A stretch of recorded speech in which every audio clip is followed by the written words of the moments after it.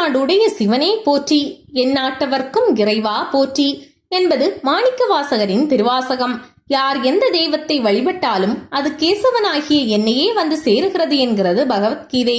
ஒரு குலத்திற்கு பல படித்துறைகள் இருக்கும்.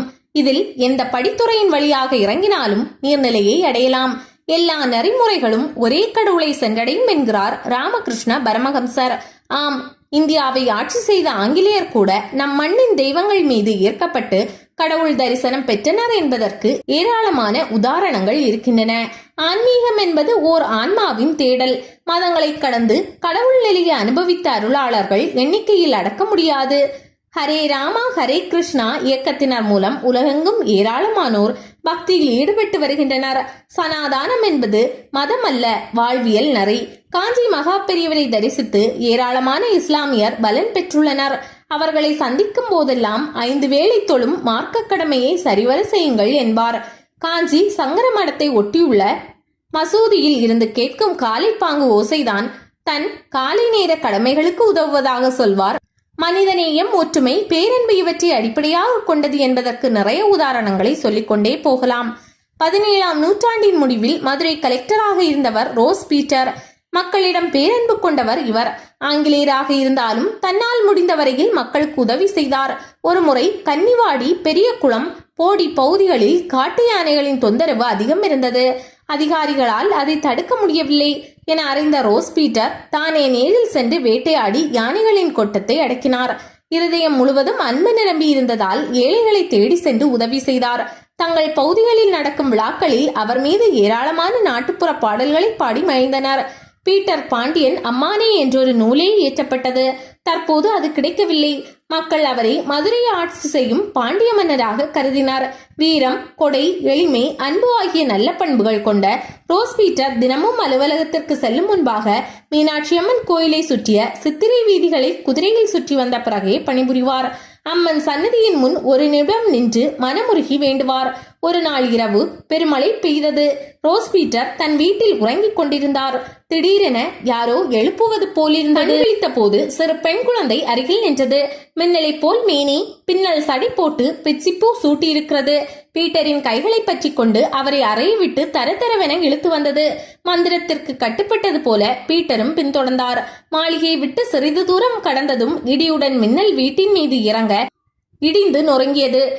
திகைத்து பார்த்தபோது கையை பற்றி வந்த குழந்தை மீனாட்சி அம்மன் கோயிலுக்குள் சென்று மறைந்தது.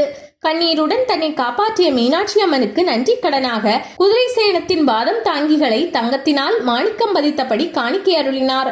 சித்திரை திருவிழாவின் 5ஆம் நாள் வேடப்பரி லீலை என்று அம்மனுக்கு அணிவிக்கின்றனர்.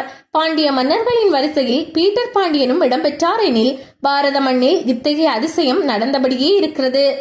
செங்கல்பட்டு மாவட்டத்தில் மதுராந்தகத்தில் கோதாண்டராமர் கோயில் உள்ளது. சீதையை மீட்க சென்ற ராமர் இங்குள்ள இபாண்டக முனிவரின் ஆசிரமத்தில் தங்கினார். இலங்கையிலிருந்து சீதையை மீட்டு வரும்போது தன் ஆசிரமத்திற்கு ராமர் வந்தருள வேண்டும் என பிரார்த்தித்தார்.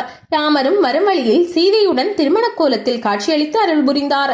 இங்கு மூலவர் ராமருடன் விபாண்டக முனிவரும் இருக்கிறார்.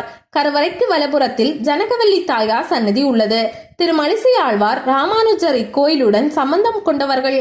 1825 கிழக்கிந்திய கம்பெனியின் கலெக்டராக இருந்தவர் கர்னல் லயோனஸ் இவரது நிர்வாகத்திற்கு உட்பட்ட பகுதியாக மதுராந்தகம் இருந்தது.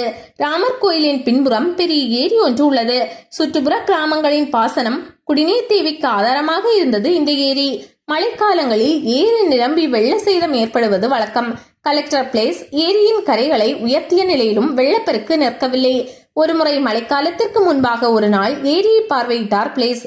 ஏரி பற்றி அதிகாரி மக்களிடம் பேசிக் கொண்டிருந்த போது ராமர் கோயிலின் அர்ச்சகர்கள் சிலர் அங்கு வந்தனர். கோயில் திருப்பணி செய்ய வேண்டும் என கோரிக்கை விடுத்தனர். அவர்களிடம் பிளேஸ், உங்கள் தெய்வத்தின் அருளால் இந்த ஆண்டு ஏரி உடையாமல் இருந்தால் திருப்பணி செய்து தருகிறேன் என வாக்களித்தார். மழைக்காலம் தொடங்கியதால் ஏரி நிரம்ப தொடங்கியது. எந்நேரமும் உடையலாம் என்ற சூழலில் ஒரு நாள் நள்ளிரவில் மழை பெய்யும் நேரத்தில் குடை, டார்ச் லைட்டுடன் பிளேஸ் தனியாளாக ஏரிக்கரைக்கு சென்றார். இருட்டில் டார்ச் லைட்டின் வெளிச்சம் போதவில்லை. இருப்பினும் தைரியமாக முன்னேறினார்.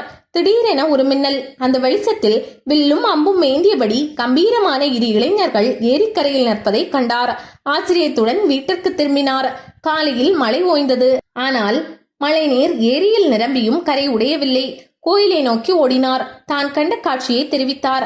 அர்ச்சகர்களும் பக்தர்களும் ஆனந்த கண்ணீர் விட்டனர்.